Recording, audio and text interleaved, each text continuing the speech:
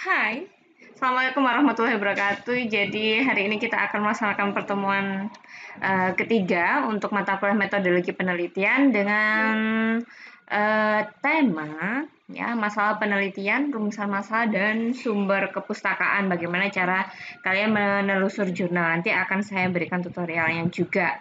Mungkin sebelum kita bahas satu persatu, mungkin akan kita ganti-ganti ya. Jadi mungkin hari ini kita menggunakan media di Classroom, Google Classroom, dan YouTube. Mungkin di minggu depan kita menggunakan Learning milik Unetri ya. Atau aplikasi-aplikasi lain yang menurut kalian lebih menarik dalam pembelajaran, silahkan kalian bisa komen di kolom komentar di Google Classroom. Oke, selanjutnya untuk topik kita hari ini, yang pertama akan masalah penelitian. Nah, sebenarnya asal muasal masalah penelitian itu bagaimana sih?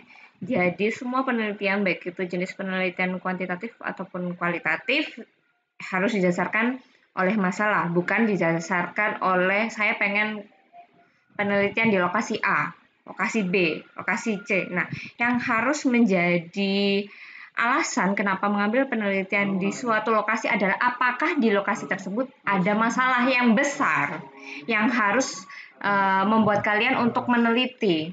Nah, kemudian pertanyaannya apa yang bisa disebut masalah? Ya, jadi masalah itu merupakan suatu kesulitan yang harus dihadapi, yang memerlukan penyelesaian atau pemecahan. Jadi kalau tidak diperlukan penyelesaian atau pemecahan, berarti itu bukan suatu masalah. Biasanya kalian akan kebingungan membedakan antara apa itu masalah, apa itu fenomena. Nah, kalau menurut kalian COVID-19 ini masalah atau fenomena? Harusnya masalah, karena membutuhkan penyelesaian atau pemecahan. Nah, yang biasanya menjadi fenomena mungkin fenomena penggunaan beberapa situs yang meningkat, tapi nggak menjadi masalah gitu ya. Selama itu tidak membutuhkan penyelesaian, berarti dia bukan menjadi suatu masalah. Jadi dia hanya fenomena aja. Oke, contoh-contoh masalah yang bisa diteliti. Misalkan orang sakit kanker.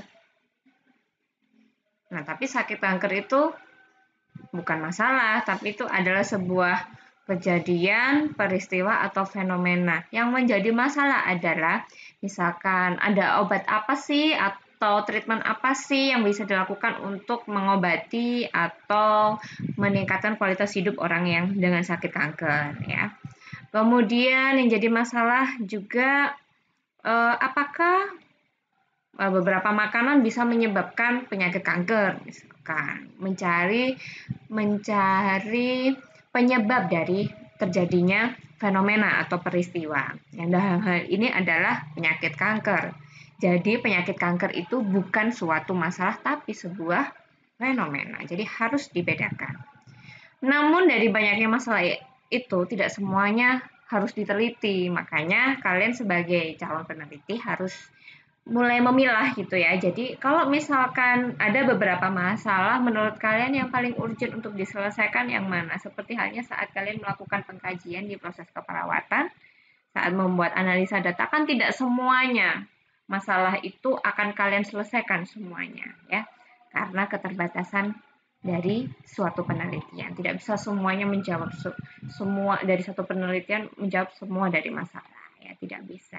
Harus satu persatu. Nah, oleh karena itu harus diprioritaskan dan tidak semuanya diteliti. Kemudian kalau sudah terbentuk ya, kalian sudah mengetahui oh ini ada masalah yang artinya berarti kan harus dipecahkan. Nah, berarti kan bisa muncul selain rumusan masalah adalah judul penelitian ya. Di sini saya sebutkan ya di slide perumusan masalah penelitian ini sebenarnya merupakan kalimat-kalimat yang ringkas yang dapat mengarahkan penelusuran atas teori yang sesuai dengan masalah penelitian dan bukti empiris yang mendukung atau menolak teori-teori tersebut. Jadi tidak bisa kita melakukan penelitian tanpa ada teori sebelumnya, terutama untuk kalian yang sih dalam peneliti pemula. Jadi kalian harus cari teori-teori entah itu yang mendukung ataupun yang kontra dengan solusi yang kalian tawarkan dalam penelitian kalian, ya.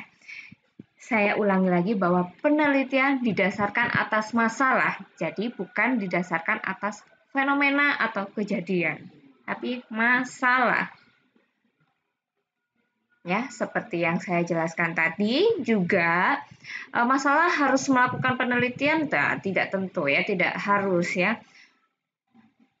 Kalau misalkan mau melakukan penelitian, ya memang masalah yang kalian pilih itu harus dirumuskan terlebih dahulu secara spesifik dan konkret.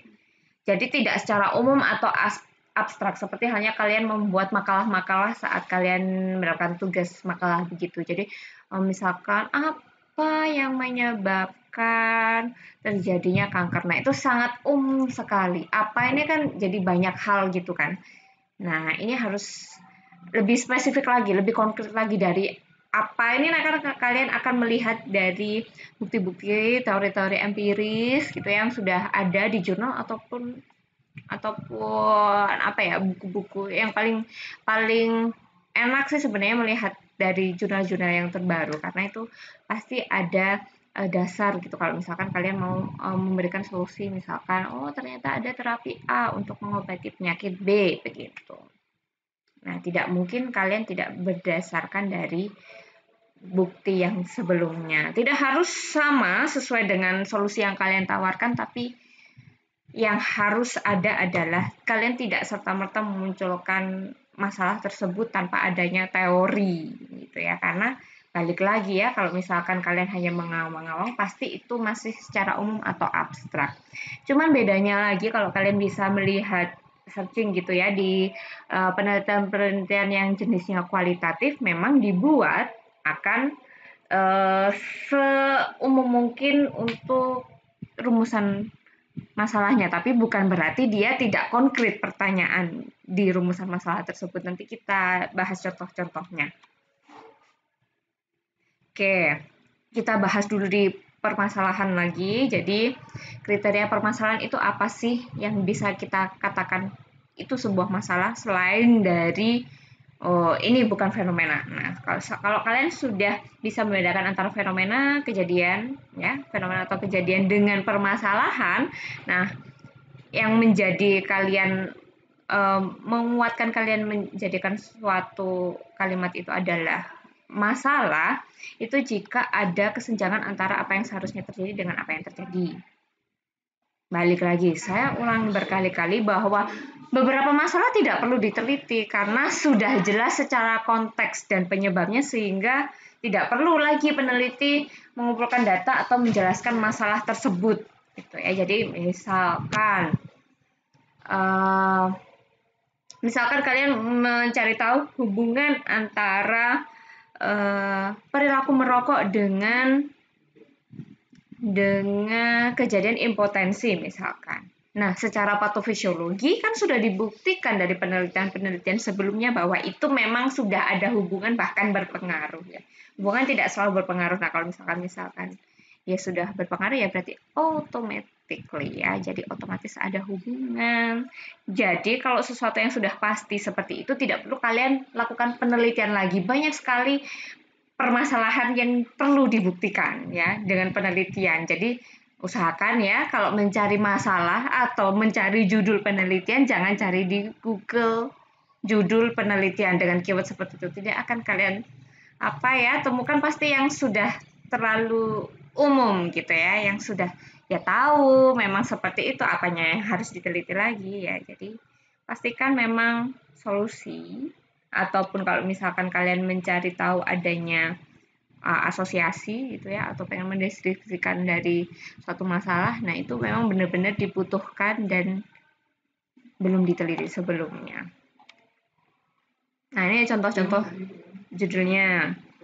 Nah, hubungan antara kebiasaan merokok dengan gangguan pernapasan. Nah, ini tidak perlu dipermasalahkan lagi karena pasti ya, karena adanya zat-zat yang banyak sekali dan yang merubah racun itu masuk ke dalam pernapasan otomatis akan mengganggu pernapasan, jadi tidak perlu menjadi suatu masalah, jadi tidak perlu diteliti lagi.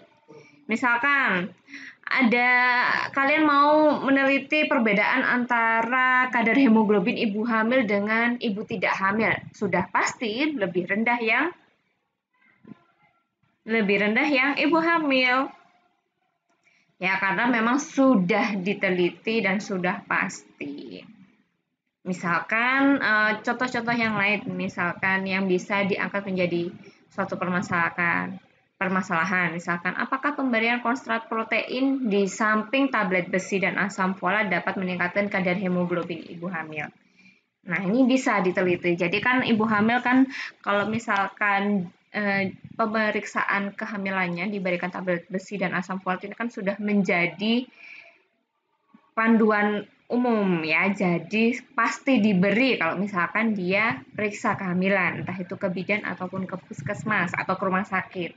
Nah, kalian bisa menelitinya bagaimana? Nah, kalau misalkan saya beri konsentrat protein, nah konsentrat protein ini beda dengan protein-protein yang biasa. Nah, ini suatu hal yang baru, solusi yang menurut kalian mungkin bisa berpengaruh terhadap kadar hemoglobin. Nah, ini bisa banget diteliti.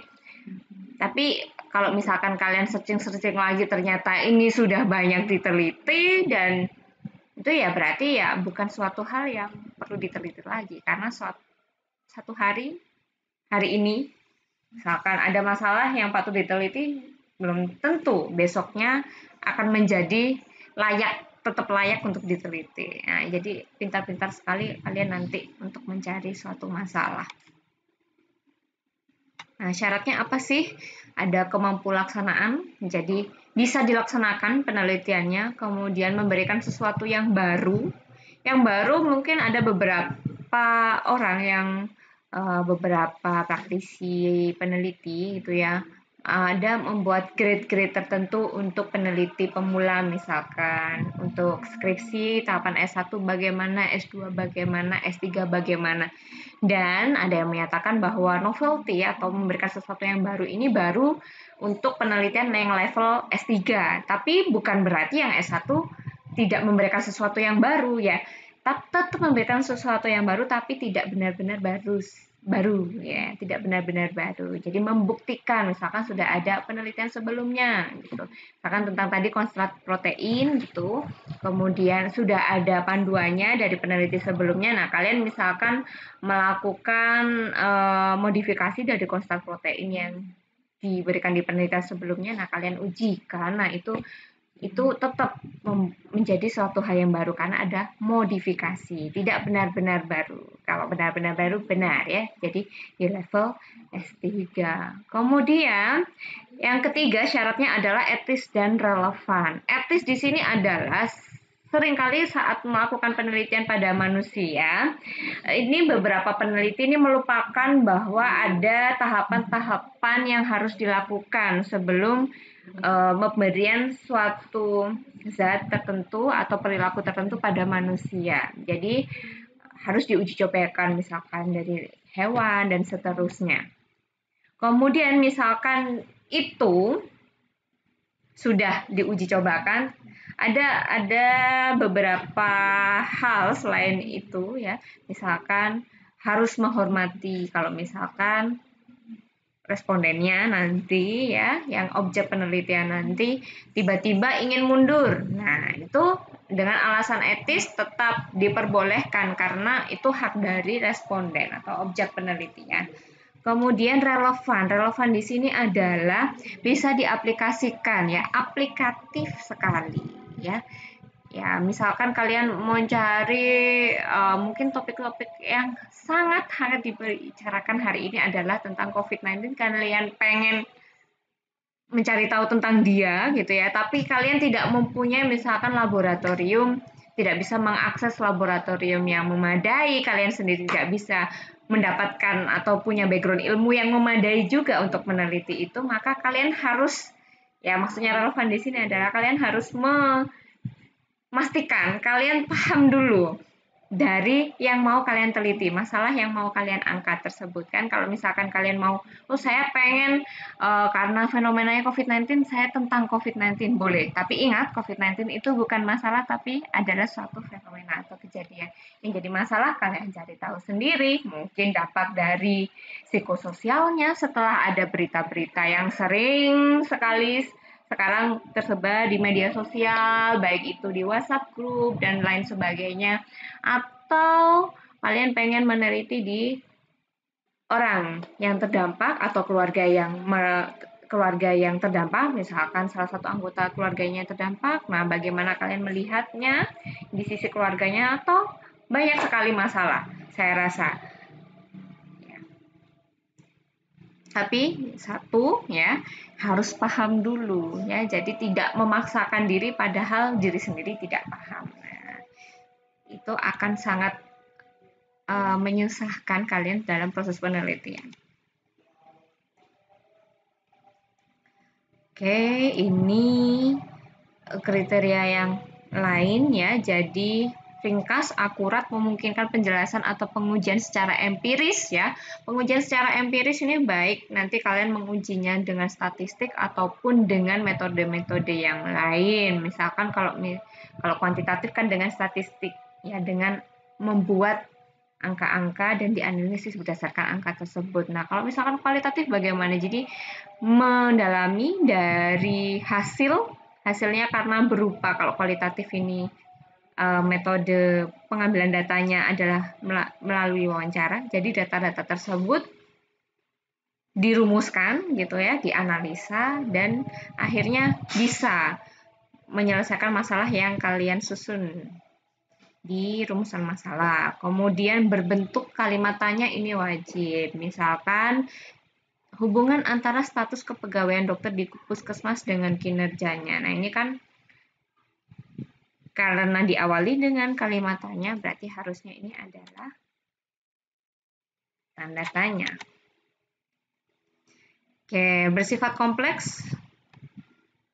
Kemudian rumusan masalah harus sedemikian jelas sehingga tidak ditafsirkan secara berbeda-beda oleh pembaca yang dengan atau tanpa background yang sama saat membaca rumusan masalah penelitian kalian.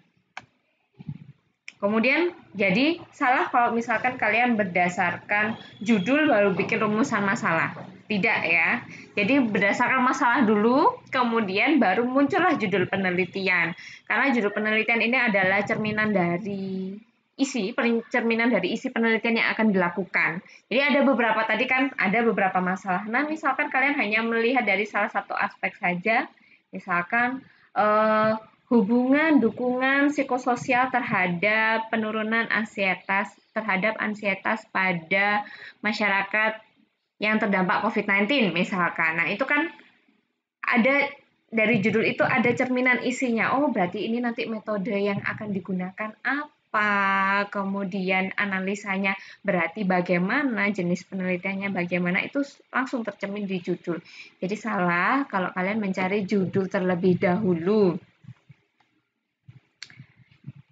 Ya, kemudian dibuat ringkas tapi tetap dapat menggambarkan apa yang ada dalam penelitian tersebut. Kemudian dapat merupakan hasil perumusan hipotesis yang ada dalam penelitian. Misalkan kalian punya hipotesis ada hubungan tadi ya berarti judul penelitiannya hubungan variabel X dengan variabel Y. Tapi beberapa peneliti juga membuat judul penelitian ini lebih menarik dan tertarik dengan judul penelitian sehingga membuat pembaca bertanya, tapi tidak membuat dari judul tersebut jadi bingung gitu ya, wah ini penelitiannya mau bagaimana. Jadi tetap menggambarkan isi penelitian yang akan dilakukan, tapi memberikan tidak terlalu mencerminkan hipotesis penelitiannya. Ada beberapa peneliti yang melakukan hal tersebut, tapi untuk skripsi, karena kalian nanti luarannya adalah membuat proposal penelitian skripsi, jadi hipotesisnya ini sudah muncul di judul penelitiannya. Kemudian pentingnya masalah dalam penelitian apa? Ini tadi ya, berangkat dari masalah yang ada, dasar dari pelaksanaan penelitian, pentingnya permasalahan biasanya dituangkan dalam latar belakang penelitian. Jadi setelah rumusan masalah, kalian buat judul, setelah itu kalian bikin latar belakang. Nah, masalah ini, latar belakang masalah ini tertuang lagi di latar belakang ya. Jadi lebih jelasnya masalah yang kalian bahas, yang akan kalian teliti ini dicerminkan dalam latar belakang. Kemudian masalah yang menyebabkan dilakukan penelitian itu yang baru dikatakan masalah penelitian. Karena ya masalah banyak ya, masalah kalian sekarang ini kan juga banyak. Misalkan hubungan antara misalkan perkuliahan online menggunakan Google Classroom dengan pemahaman mahasiswa terhadap materi metodologi di mata kuliah metodologi penelitian itu kan sebuah masalah ya juga. Tapi kan yang dikatakan masalah penelitian ya yang akan diteliti ya, yaitu yang baru dikatakan masalah penelitian. Yang nggak diteliti ya itu hanya sebuah masalah tanpa adanya penelitian. Ya, kemudian bagaimana masalah penelitian di bidang kesehatan adalah hakikatnya sih segala bentuk pertanyaan yang perlu dicari jawabannya atau segala bentuk rintangan, halangan, hambatan, kesulitan yang muncul di bidang kesehatan atau kedokteran yang perlu diatasi dan dipecahkan. Jadi sangat luas sekali. Tapi berfokus pada bidang kesehatan. Masalah banyak dan kompleks dan bahkan tidak terbatas sesungguhnya. Sebenarnya seperti itu, cuman ingat untuk menjadi masalah penelitian yang akan diteliti apa, itu yang menjadi masalah penelitian. Ini ya, bagaimana cara memilih masalah penelitian. Pertama, masih baru, aktual, praktis, memadai. Praktis di sini adalah praktis dalam hal kalian nanti melakukan penelitian. Memadai dalam hal, tadi sudah saya bahas, memadai dari sisi calon peneliti sendiri, mampu memahami dari penelitiannya nanti, kemudian dari sarana prasarana yang mendukung juga.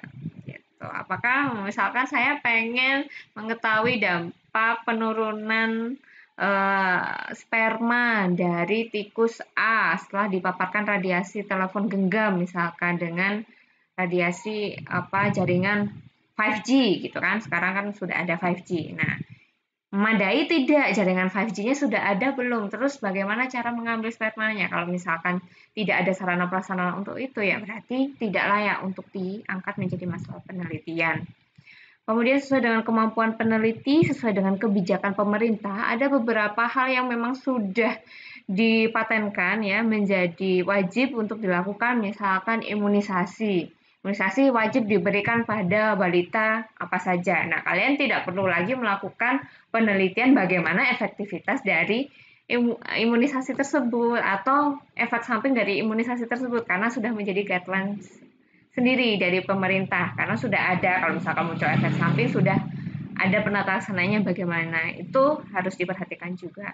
Kemudian ada yang mendukung utamanya adalah ketersediaan objek penelitian. Nah kalau misalkan nggak ada ya misalkan pengen meneliti tentang pasien-pasien COVID-19 tapi semua pasien COVID-19 di Indonesia ternyata tidak mau diteliti, ya berarti tidak didukung sama responden itu sendiri atau objek penelitian itu sendiri.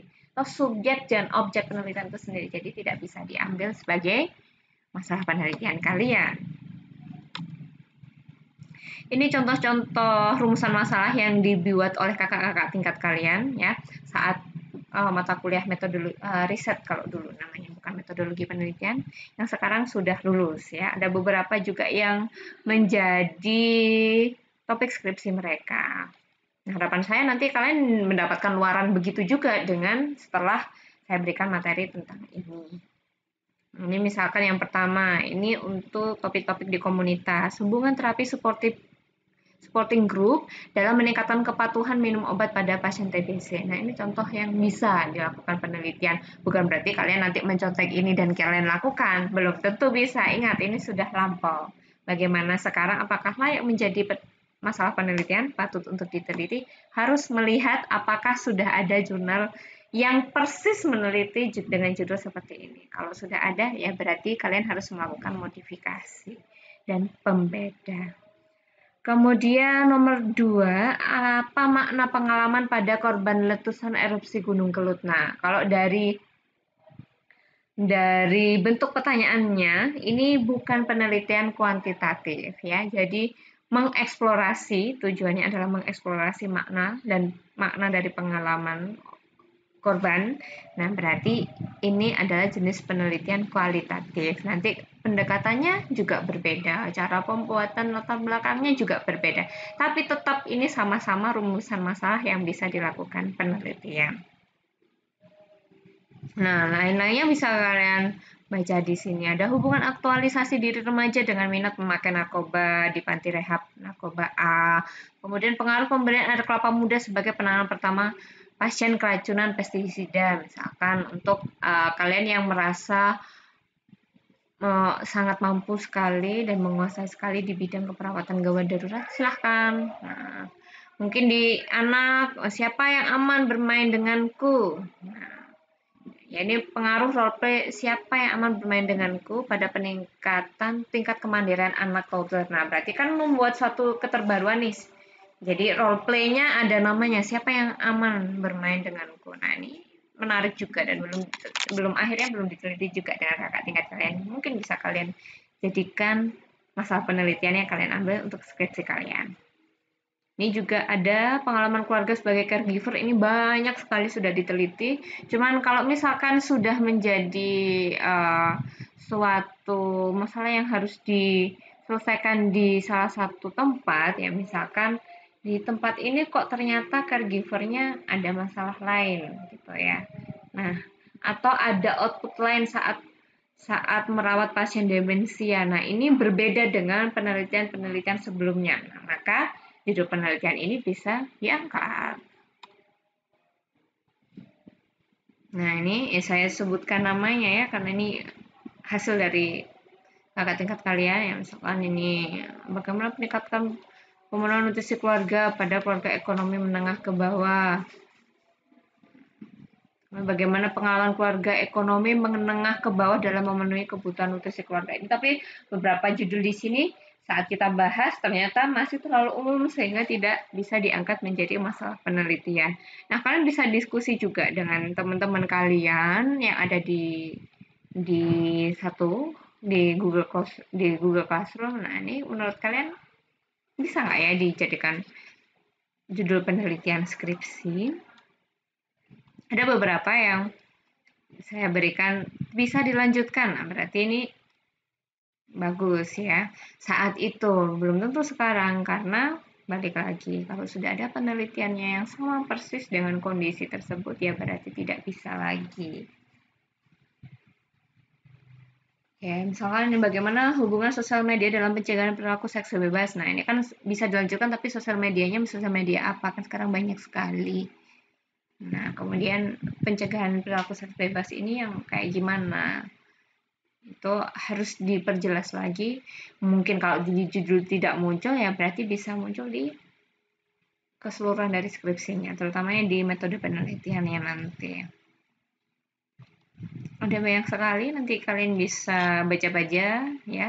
Bisa juga dilihat di perpus ya atau orang baca, atau bisa diakses juga di Nursing News ya, karena kan beberapa jurnal kakak tingkat kalian kan diupload di sana. Jadi kan bisa dengan begitu kalian bisa mudah memahami, oh begini loh jurnal output dari penelitian. Nah, berarti saya kalau mau membuat penelitian kurang lebih yang model-modelnya saat saya membuat masalah yang bagaimana itu ya.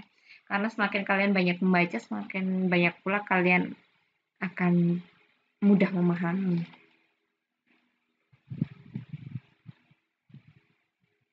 Oke, kemudian ini banyak sekali ya. Misalkan jiwa, kebetulan kan saya masuk di departemen jiwa. Ya, bagaimana pengaruh merokok terhadap penurunan stres? Nah, ini kan suatu yang kontra ya. Kalau misalkan bisa diteliti, sudah pasti merokok itu menyebabkan tadi ya impotensi dan seterusnya yang mungkin kalau di di bungkus rokok yang dulu disebutkan ya, penyakit-penyakit yang mungkin muncul akibat merokok. Nah, tapi bagaimana? Apakah beneran stres itu bisa berkurang dengan merokok? Nah, ini bisa juga diteliti. Cuman kan harus dilihat dulu emang apakah di topik penelitian tersebut emang layak untuk diteliti dengan cara tadi ya yang sudah saya jelaskan sebelumnya.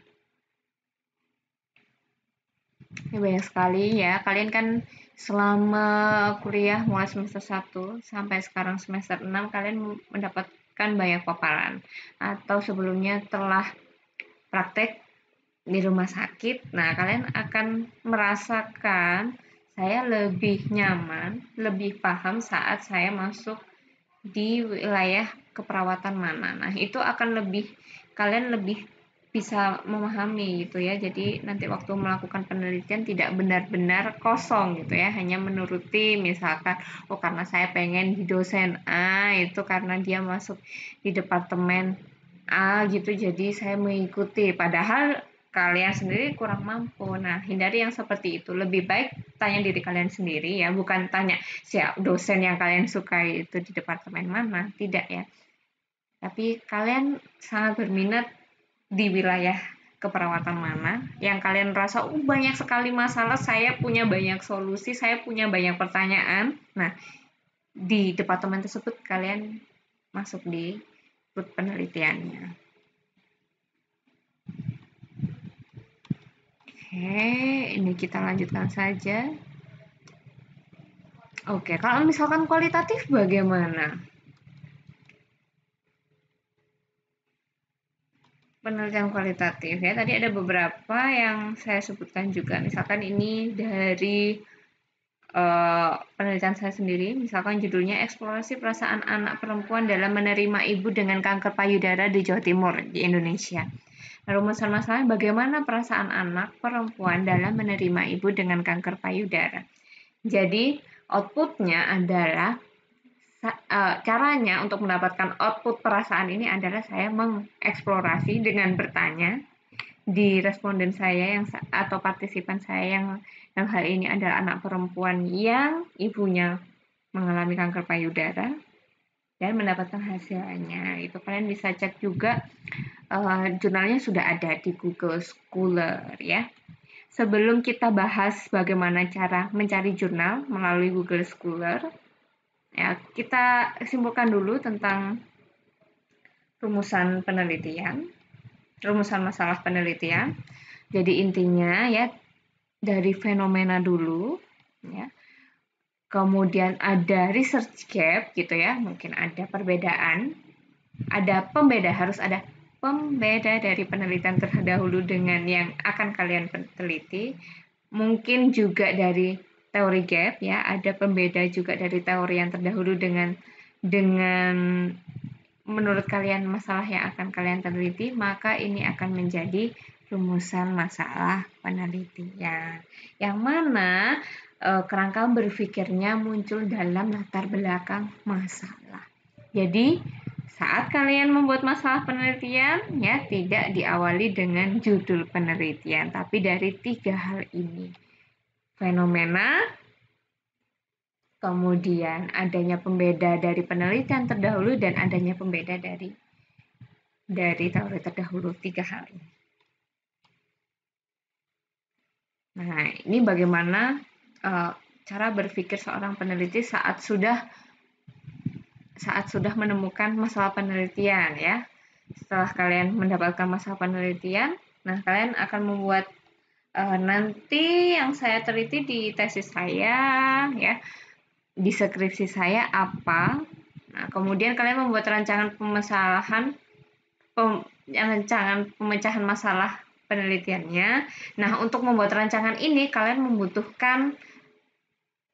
membutuhkan telaah pustaka ya, banyak-banyak membaca. Kemudian dari banyak membaca tersebut, nah dari hasil dari telaah pustaka tersebut kalian akan merumuskan hipotesis. Ya, bahkan beberapa peneliti bolak-balik melakukan revisi ya, dari membuat rumusan masalah, telaah pustaka, kemudian hipotesis, baru judul. Ya, tidak judul dulu. Apalagi untuk peneliti-peneliti kualitatif, itu bahkan saat sudah selesai, nah karena hasilnya ternyata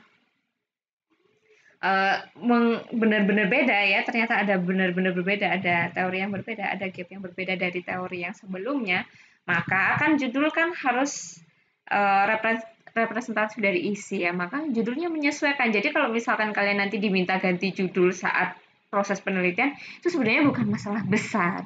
Yang jadi masalah besar adalah jika masalah kalian tiba-tiba berubah karena ternyata tidak layak untuk diliti, tidak layak untuk diteliti, atau sudah hasil ternyata tidak menghasilkan sesuai yang diharapkan, datanya misalkan terlalu homogen dan sebagainya. Nanti kalian akan kita bahas di pertemuan-pertemuan selanjutnya. Oke, kemudian setelah muncul hipotesis akan muncul model penelitian yang kalian pilih bagaimana dan dilakukan uji untuk memastikan apakah hipotesis kalian itu bisa dibuktikan atau ternyata setelah dilakukan uji ternyata tidak sesuai dengan hipotesis. Nah, itu semuanya bisa berubah dan itu bukan sebuah malapetaka besar seharusnya ya. Ternyata saya ada hipotesis saya ada hubungan variabel A dan variabel B. Ternyata saat dilakukan uji tidak ada hubungan ya. Ya memang hasilnya itu ya berarti ya nggak apa-apa kan ya. Kalau fungsinya penelitian adalah memaksakan hasil dari pengujian hipotesis itu akan menjadi benar sesuai hipotesis, ya berarti nggak usah dilakukan penelitian, ya berarti kan memang sudah sesuai dengan teori, berarti tidak sesuai masalah yang diangkat, jadinya begitu. Nah, itu baru jadi masalah kalau mempunyai pola pikir yang seperti itu. Oke, selanjutnya kita akan mencoba untuk searching ya. Misalkan gimana sih caranya saat melakukan telaah pustaka gitu ya, saat saya mempunyai masalah gitu. Misalkan kita buka aja di Google gitu ya, atau media pencari yang lain ya. Nah, kita coba dulu yang Google Scholar yang paling banyak digunakan. Seperti ini.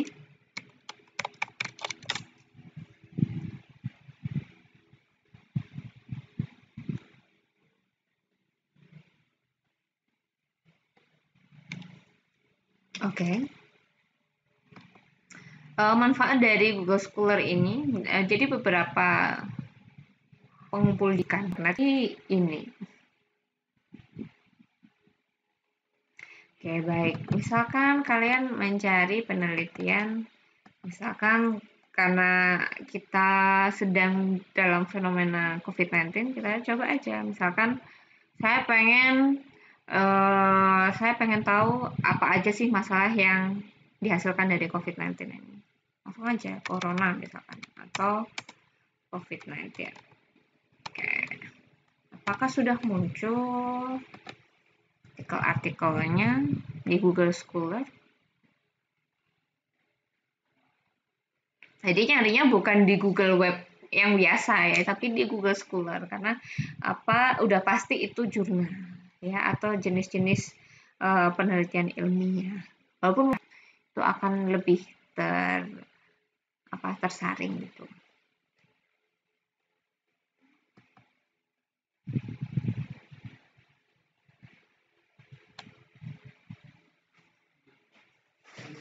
Oke, baik, sambil menunggu.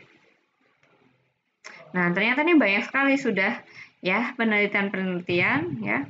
Nah, kalau kalian lihat di sini ada international journal ya, berarti sebenarnya sudah ada jurnalnya ya. Jadi jangan merasa, oh ini sumbernya sulit dicari. Nah, jangan-jangan kalian salah mencarinya ya.